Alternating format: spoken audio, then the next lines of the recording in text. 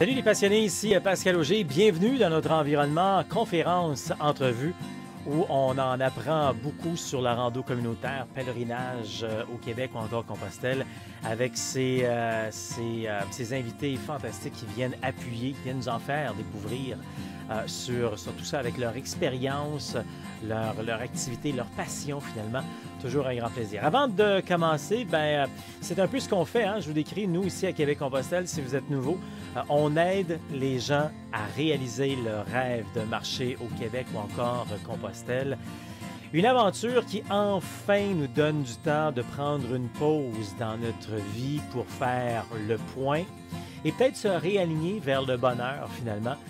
Du temps qui nous permet de relaxer, de se ressourcer, puis de réfléchir finalement. Donc j'aime bien dire qu'on aide les gens ici à réaliser le rêve de s'épanouir parce que c'est ça. Quand on va faire de la rando communautaire, on prend enfin du temps pour soi, pour décongestionner un peu tout ce qu'on a dans la tête. Et la rando communautaire, un peu comme le yoga, la méditation, si vous êtes là-dedans, c'est excellent pour nous, pour se faire du bien. Mais en plus, on bouge, on se fait du bien pour notre santé physique, notre santé mentale, alors que des bénéfices à la rando communautaire au Québec ou encore Compostelle.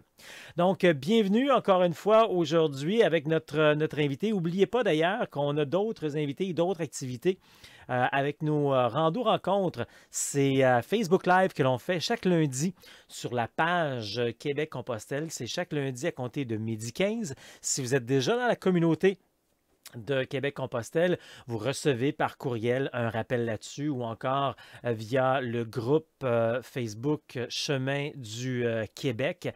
Et puis, ça nous permet de vous rejoindre et vous partager plein d'autres informations sur ce que l'on fait avec Québec-Compostelle, qui est vraiment là pour vous faire découvrir le plaisir, le bonheur de la rando. Non, la rando, ce n'est pas un fardeau.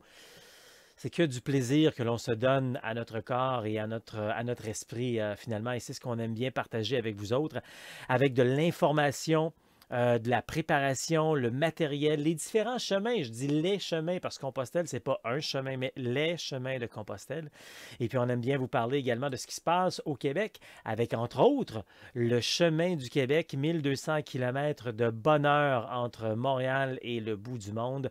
1200 km de rando communautaire qui passe par une variante sud du fleuve et une variante nord du fleuve également que vous pouvez faire par vous-même en rando solo ou encore en rando assisté ou venir avec nous, libre et accompagné, avec nos randos séjours que l'on fait. Ce qui est important de savoir également, c'est qu'il y a 3 types de randos à travers le Québec. Ce qu'on appelle la rando autonomie, beaucoup plus en forêt, lac, montagne, raton laveur, donc beaucoup plus en bois, beaucoup plus du camping sauvage, beaucoup plus d'équipement parce que on va devoir dormir dehors dans des refuges, dans des tentes. Donc, on n'a pas de toilette, il n'y en a pas de douche pendant plusieurs jours.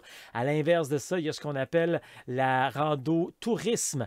Rando tourisme, c'est beaucoup moins d'équipement, un petit sac parce qu'on va être reçu dans des gîtes luxueux, 5 étoiles à tous les jours avec notre chambre privée, salle de bain privée, les draps de satin pratiquement, les serviettes, shampoing, etc. Donc, ça, c'est l'autre côté. Donc, c'est plus luxueux. Donc, ça prend un petit sac, mais un gros budget. Et entre les deux, on a ce qu'on appelle la rando communautaire, un terme plus moderne peut-être pour parler de pèlerinage. Donc, une rando où on va se retrouver avec un moyen sac, un moyen budget et on va dormir essentiellement dans des dortoirs. Et des dortoirs, ça peut être des sous-sols d'église, des salles communautaires, des arénas, un peu tout ça finalement que l'on découvre quand on est sur le chemin du Québec. Et à peu près la même chose également quand on est sur les chemins de Compostelle. On va s'en parler davantage des occasions également que vous avez beaucoup de choses gratuites. Je vous parle de ça après avoir passé du temps avec notre conférence du jour, notre entrevue du jour. On va le rejoindre en direct du Camino Frances. C'est pas sa première, fait qu'il peut nous parler de l'histoire et de l'évolution du chemin. Salut Paul! Bonjour! Hey, je suis content de te revoir, avec un grand sourire, mais comment le voir autrement de un Paul dans la vie de tous les jours? Je pense que tu as toujours un sourire accroché au visage, puis là en direct du Camino. D'ailleurs, tu achèves ce Xème Oui. voyage. Je ne veux pas voler le punch pour tout de suite, mais on va parler donc du Camino Frances puis de Compostelle en tant que COVID, parce que c'est là qu'on est, voir comment ça se passe, Mhm. quelles sont les différences, parce que tu es vraiment une référence pour ça, parce que disons-le, c'est ton 11e chemin, 9 sur le Ouais. Camino Frances, 2 fois tu as sauté de la clôture, tu es allé ailleurs, tu es allé voir ailleurs, tu as aimé ça, mais je pense que tu es vraiment, t'adores le Camino Frances. Puis juste avant, là, pour nous mettre en contexte un petit peu, on a déjà fait une entrevue ensemble, mais quand même, c'est pas tout le monde qui l'a vu. C'est qui ça, Paul Racette? Tu viens d'où? Tu fais quoi dans la vie habituellement quand t'es pas sur le chemin? Ouais, ben, je suis de Trois-Rivières, hein, au Québec. Ouais, marié, père de 6 enfants, puis je suis diacre permanent. Je suis à la retraite, semi-retraite, disons. J'ai travaillé dans le service d'urgence 911 pendant une trentaine d'années. Et après, on m'a demandé de m'occuper du foyer des marins au port de Trois-Rivières. Là, je suis le directeur général du foyer des marins. Puis là, ben, j'avais besoin d'un temps de vacances, de prendre un temps d'arrêt avec cette foutue COVID. Ben, aller me ressourcer. Et c'est le chemin de Compostelle, moi, le meilleur endroit pour moi. Ouais, exactement. Donc, Ah ça ouais. fait du bien de s'y retrouver. Tu as dû sauter une année, je pense, l'année Ouais. dernière, parce que tu y vas pratiquement chaque année. C'était quand ton premier Compostelle? C'était en quelle année? Le premier en 2007, ouais. Ouais. Ouais, c'était pour réaliser le rêve d'un confrère de travail décédé du cancer. Son rêve, c'est de venir ici. Puis, sorti un mois après sa mort pour réaliser son rêve. Je C'est l'oublie quand pas. même, c'est quand même ironique, hein? Dans le fond, Compostelle, c'était pas nécessairement ton projet à toi, donc il a été un petit peu provoqué par une situation Ouais. triste, oui, mais en même temps, Mhm. ce bonhomme-là, finalement, t'a amené beaucoup de bonheur dans ta vie aussi, là. Oh, oui, c'était charmant dans la vie parce que c'était pas. Je pensais jamais venir ici, moi. Hier soir, je suis plus capable de décrocher. Il faudrait que je me trouve une maison de thérapie, mais pour, non, mais je cherche pas de maison de thérapie non plus. Je veux continuer à revenir. Ouais. Est-ce que tu y vas pas mal tout le temps à la même saison, habituellement? Non? Ah non, non, non. J'étais souvent au printemps, comme à l'automne, c'est tellement différent. Ouais. Tellement différent. As-tu Ah ouais, déjà ah essayé en hiver? Parce que le Camino Frances, dans le nord d'Espagne, il fait pas froid. As-tu déjà essayé ça? non, bon, il n'y a pas beaucoup de monde, hein. Puis la saison des pèlerinages, officiellement, elle se termine le dernier dimanche d'octobre. Mhm. Alors, il y a beaucoup de gîtes qui sont fermés à ce moment-là. Puis, bon, il y a certains endroits, tout en montagne, il y a de la neige, hein. Là, il fait froid. Des fois, on se lève le matin, il a fait 6-5 degrés, là, puis je suis au mois d'octobre. Ouais. Alors, non, non, c'est pas quelque chose qui m'attire. Au printemps ou à l'automne, pour moi, c'est le temps idéal. OK. Hey, parlons-en, Paul. C'est beaucoup pour ça que tu es là aujourd'hui. On veut faire un petit peu un parallèle avec l'avant, pendant et peut-être après COVID. Tu as vu, toi, l'évolution du chemin? Moi, j'ai Ouais. déjà fait une entrevue avec un bonhomme, je ne sais pas si tu as déjà vu sur les médias sociaux, Charlie Desbois, qui lui avait marché Compostelle en 1986. Écoute, on sortait des maisons pour le toucher, tellement c'était phénoménal de voir quelqu'un marcher Compostelle, tu sais. Bon, en Ouais, ouais. 2007, il y avait quand même du monde, mais ça a beaucoup changé, évolué. Dis-moi comment tu vois ça, toi, dans les dernières années, depuis que tu as Ouais, commencé à faire tes mais chemins. pour Mécano, il n'y avait pas de cellulaire, hein?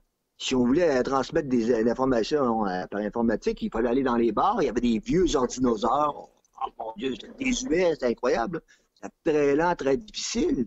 Aujourd'hui, ben, pouf, les gens se couchent à 9 h le soir, puis tu vois tous les cellulaires, tic, tic, tic, tic, tic, tic, c'est tout en train de texter. C'est incroyable la différence à ce niveau-là. Oui, c'est incroyable. Euh, mais c'est aussi international, hein, qu'avant. Ça, ce qui m'épate, c'est le Camino Frances, là, vraiment, toutes les nations du monde sont ici, et même présentement, en temps de COVID. Ah, j'ai rencontré des gens de l'Asie, de l'Europe, bien entendu, de l'Amérique, partout, les gens du Brésil, des États-Unis, beaucoup d'Américains, des Coréens, des Chinois, ouais, beaucoup d'Italiens. C'est sûr, l'Europe sont en majeure partie, là, pour l'Espagnol aussi, mais pour ça, le visage, ben, il a changé en quantité, à cause de COVID, bien entendu. Des gens de l'international, il y en a-tu tant que ça, avec les frontières aujourd'hui qui sont rendues, tu sais, plus ou moins assez hermétiques, là, fermées, avec des limites et tout. Tu as quand même beaucoup de gens de l'international. Est-ce que tu as vu d'autres Québécois? Le seul Québécois que j'ai vu jusqu'à date, c'est lorsque je suis devant le miroir. Alors, mais semble-t-il qu'il y en a eu un pas loin, j'ai pas eu la chance de le rencontrer. Et bon, je l'avais rencontré à tout à fait par hasard, deux Canadiens que je connaissais lorsque j'ai été à Léon, tout à fait par hasard, c'était incroyable. Après ça, j'ai vu deux autres Canadiens, je pense, c'est tout, là. On est frileux, je pense, au Canada pour sortir, mais non, regarde, comme je te dis, j'ai vu les gens de la Chine, de la Corée, du Japon, du Brésil, des îles Canaries, beaucoup d'Américains, des gens aussi de l'Amérique du Sud. Je suis surpris pour ça. Et c'est sûr que c'est en moins grande quantité. Auparavant, il y avait beaucoup de Coréens sur le chemin, mais là, il n'y en a pas beaucoup. Là. Mais quand même, ils sont là. Parlons-en de l'évolution du chemin. Comme je disais tantôt, en 86, il n'y a plus personne qui marchait ça. Le moment donné, dans les années 90, ça a commencé doucement. Les dernières statistiques avant la COVID qu'on avait en 2019, il y avait environ 350 000 personnes qui s'étaient rendues à la grande finale, c'est-à-dire à Santiago, pour aller chercher de leur Compostela et tout. 350 000, puis donc ça continue d'évoluer. Puis là, évidemment, il y a à peu près, je regardais les statistiques de 2020, donc de l'an passé, puis on mentionnait qu'il y avait à peu près 50 000 personnes en 2020 qui étaient passées, donc ça doit être à peu près ça. Bon, tu ne vois pas 50 000 personnes, toi, mais tu entends quoi des gens? Ça va ressembler à quoi comme année? Beaucoup plus. Parce que l'année passée, personne ne pouvait voyager là, pratiquement. Là. Alors, c'était des gens de la proximité qui venaient. Là. Mais là, non, ça va être une énorme différence, je pense. Il reste que, d'après moi, ça va être à moitié à ce qui se passe habituellement. Parce que, vois-tu, dans les gîtes, c'est à moitié la capacité. Et c'est pas plus. C'est comme là, ici, c'est un beau refuge, là, mais tous les deuxièmes étages sont tout condamnés pour limiter le nombre de personnes à l'intérieur. Mais là, présentement, je suis dans les 100 derniers kilomètres. Et je n'ai jamais vu autant de pèlerins sur le chemin. C'est pas une simple autoroute de pèlerins, c'est une autoroute à 4 voies. C'est incroyable. J'en reviens pas. C'est... Ben, peut-être que c'est provoqué par la COVID, les gens qui se sont dit je vais aller le faire, je vais aller faire les 4 jours parce qu'on sait que c'est très populaire en Espagne, là, c'est prisé, c'est bien vu et tout ça. Ben, garde, tu m'ouvres la porte là, je vais revenir sur tantôt, mais comment tu vis ça finalement, les 100, on l'entend beaucoup ça, hein, les 100 derniers kilomètres, on entend beaucoup de gens qui n'aiment pas ça, hein, parce que ça fait plusieurs jours, semaines que tu marches, puis là, oups, il y a beaucoup de gens, puis c'est très différent. Je me rappelle que toi, ou peut-être d'autres personnes, mais toi, je me trompe peut-être, là, mais il me semble que j'ai déjà entendu en tout cas que c'était festif, puis ça ne dérangeait pas. Tu es un gars assez ouvert aussi là-dessus, mais comment tu vois ça en général si tu te mets dans la peau de tout le monde qui arrive là pour les 100 derniers kilomètres? Je te cache pas que c'est dérangeant à certains moments, parce que, certains se promènent avec les appareils radio, la musique forte, voilà, c'est quasiment un party pour eux autres, là, surtout les jeunes. Ouais. Mais ça fait partie du chemin, ça fait partie du retour progressif, je pense, à la réalité, la vie de tous les jours qui nous attend par la suite, parce qu'on termine le chemin dans les 100 derniers kilomètres. Là. Ouais. Mais en même temps, il y a toujours moyen d'être seul, avoir la paix, de prendre le temps de prier. Moi, c'est ce que je fais. Je réussis tous les jours à le faire en partant tôt le matin. Souvent, ces jeunes-là partent un peu plus tard. Hein. Tu pars tôt le matin avec la lampe frontale. Ça, j'adore ça. Là. Il y a toujours moyen de garder un moment de quiétude. Puis on est plusieurs qui se parlent. Ceux qui ont fait avant les 100 derniers kilomètres, là, on réussit quand même à trouver des moments d'intimité puis de réflexion. C'est toujours possible. Ben, j'aime beaucoup ton ouverture puis ta philosophie là-dessus. Je suis d'accord avec toi. Effectivement, on peut toujours trouver moyen puis mélanger les deux. Puis c'est comme tu dis, partir soit très tôt le matin puis se faire du bien là-dessus. Ouais. Écoute, on parle beaucoup là, des statistiques, mais on va tasser un petit peu les statistiques maintenant parce que le Camino et faire Compostelle, c'est pas juste une question de statistiques, c'est du vécu, c'est du plaisir, c'est du bonheur, c'est de l'intériorisation. Pour certains, comme tu mentionnes, toi, c'est la prière, etc. Comment tu vis ton Camino Frances cette année? Il est intense. Très intense. Déjà, c'est les derniers kilomètres. Puis, l'émotion me prend, en tout cas, là, parce que ça va être fini, cette belle expérience de fraternité et de solidarité qui est incroyable encore. Là. Encore ce matin, je jouais du ukulélé avec des amis d'Allemagne, de la France, des États-Unis. Puis, tu sens qu'il y a une fraternité entre nous, où les gens se mettent tous ensemble, on se met à chanter. Il y a vraiment une familiarité qui s'installe quand même, tu sais. Ça dépend de nous, ça, c'est l'ouverture qu'on a. Puis je pense que le désir d'aller vers les autres, il se fait naturellement, spontanément ici sur le chemin. Ouais. C'est encore une merveilleuse expérience, surtout que cette année, lorsque je suis venu, c'était encore une fois pour réaliser un rêve d'un confrère de travail décédé du cancer, encore une fois. OK. Alors, son épouse m'avait demandé de déposer une partie de ses cendres à la Croix de Ferro. Alors, veux pas, c'est encore des instants chargés d'émotions. Euh, Ça rappelle les expériences passées aussi. Fait que je crois que j'ai un avantage à ce niveau-là, c'est que toutes les merveilleuses expériences, les merveilleuses rencontres vécues avant, ben, je m'en souviens, alors ça fait encore un chemin encore plus intense parce que, wow, c'est comme trop ensemble. C'est beau de l'entendre. C'est une belle générosité de ta part de faire ce geste-là. Moi, j'aimerais t'entendre là-dessus. Je dis justement souvent à des gens quand je les rencontre en conférence, en formation et tout, arrêtez d'attendre. J'entends tellement ça. Les gens disent un jour, je vais faire ça ou à ma retraite, je vais faire ça. Puis je leur sors. Le meilleur exemple, c'est ce que tu viens de dire. Regarde, de un, vas-tu être en forme pour y aller? Puis de deux, vas-tu être vivant pour y aller? Fait que arrête d'attendre. Ouais, ouais, ouais. C'est ce qui m'émerveille de voir des jeunes sur le chemin. Même s'ils font juste les 100 derniers kilomètres, ça qu'on se dit à tes opérés, au moins ils font quelque chose. Mhm. Et ça leur donne le goût de revenir tout le temps, ça.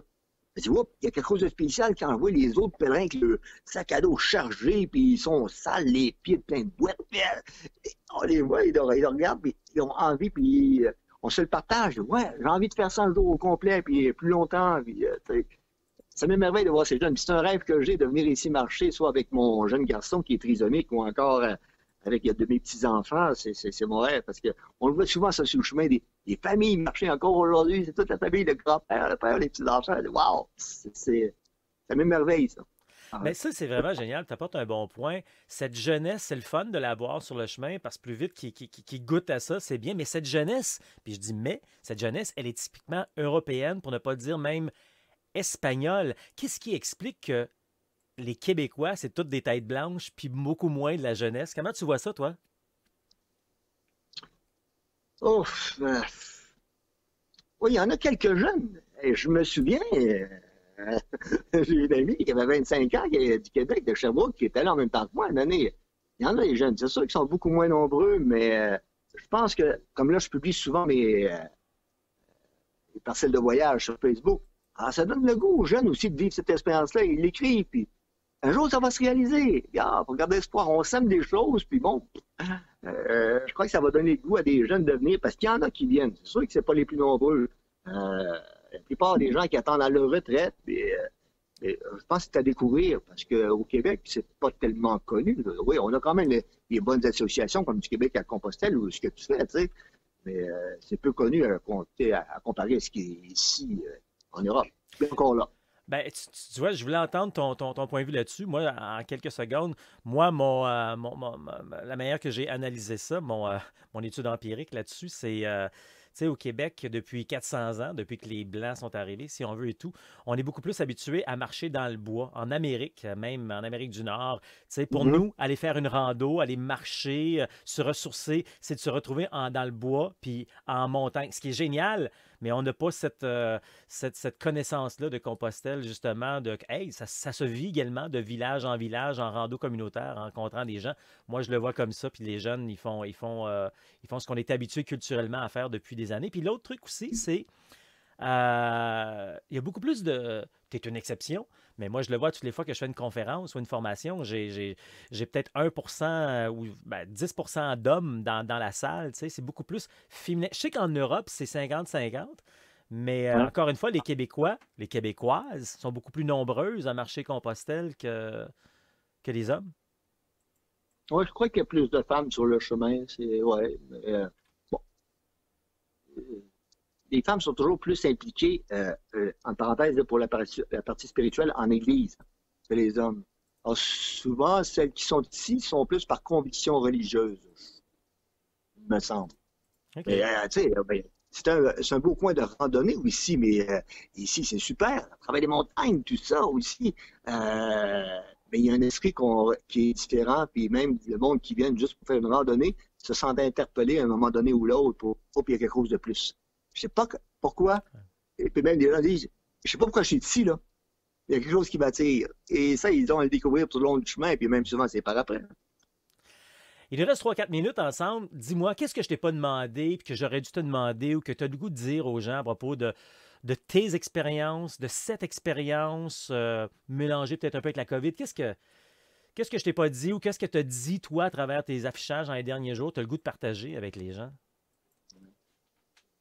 Ne pas avoir peur. Ah, mon Dieu, quelle expérience. Tu sais, on se disait, avant de parler, on dirait que le COVID n'existe pas ici. Mais il faut être prudent, hein, mais partout ce qu'on arrive, là, dans les restaurants, dans les auberges, partout, il faut toujours avoir le masque. Le masque, c'est des infections, ça, c'est respecté. Mais quand on se retrouve en pèlerin, surtout dans les kilomètres, là, on se fait des câlins, là, pas gadette.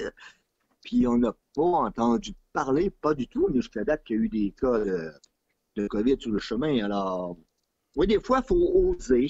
Faut oser, puis on est grandement récompensé sur le chemin. Il ne faut pas être aveugle, hein. Faut prendre nos précautions, puis, mais c'est très bien respecté pour ça.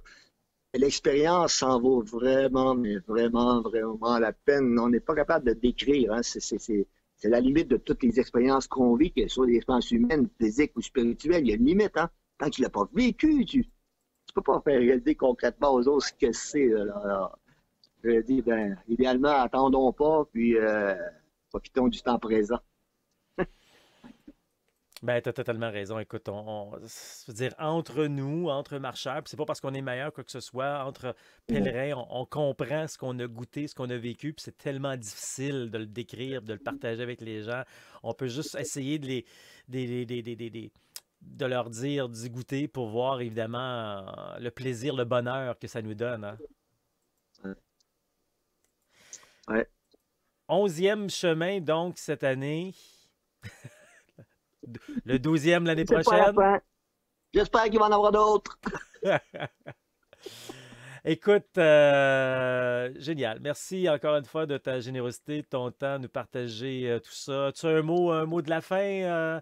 Je sais que tu as toujours avec toi, d'ailleurs, tu es notre pèlerin chantant, hein, parce que non seulement quand on est sur le chemin, c'est facile d'approcher les gens, puis d'avoir des Ouais. discussions, plaisir. Mais toi, en plus, tu as un charme supplémentaire qui s'appelle ton ukulélé. Je veux dire, non seulement moi, je dis aux gens qu'il faut voyager léger, mais toi, en plus, tu traînes ça avec toi.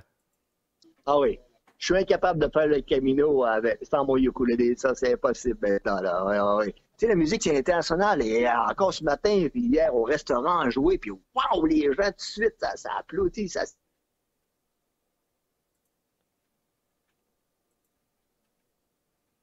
Ben, ça a l'air qu'on a perdu notre communication avec notre chanteur de ukulélé. Alors, c'est ainsi que va se terminer cette intervention avec Paul. Non, mais on a une belle image quand même qui est prise de même. Non, mais vraiment, l'image est géniale. Son ukulélé, gros sourire. Merci, Paul, pour ta participation. Un grand merci encore une fois à ces passionnés qui viennent nous rencontrer comme ça, vous offrir des conférences gratuites pour en savoir davantage sur la rando communautaire au Québec ou encore Compostelle.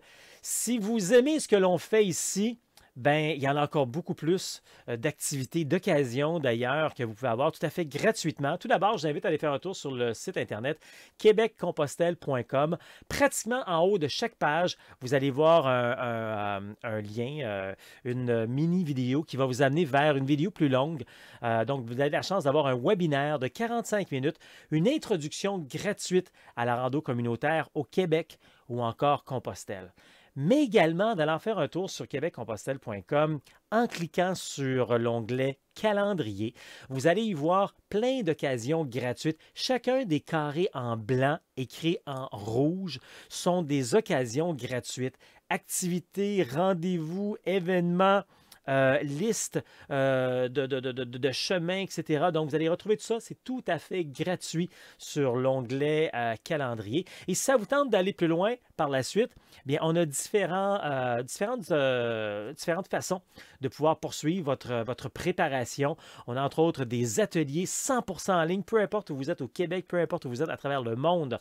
C'est très complet. C'est près de 6 heures de préparation pour vous. Également, on a des différents programmes aventuriers, passionnés ou encore la totale, différents niveaux, tout dépendant où vous êtes dans votre démarrage. Et à l'intérieur, vous allez y retrouver toutes les informations, encore une fois, les ateliers pour votre préparation. Vous allez retrouver des occasions pour qu'on se retrouve ensemble. Allez faire un tour donc dans les ateliers, dans le programme aventurier, passionné ou encore la totale. Et puis sinon, ça vous tente d'être en personne à 100%.